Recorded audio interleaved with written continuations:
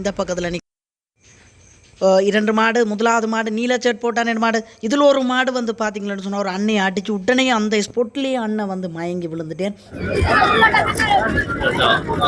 முதலாவது வந்து விட்டது. இப்போ வந்து பார்த்தீங்கன்னு சொன்னால் அடுத்த 5 மாடுகள் வந்து கட்டப்பட்டு கொண்டிருக்கிறது. இது முதலாவதாக வரப்போகுது என்பதை பச்சை டிஷர்ட் போட்ட அண்ணியோட மாடு வந்து முதலாவதாக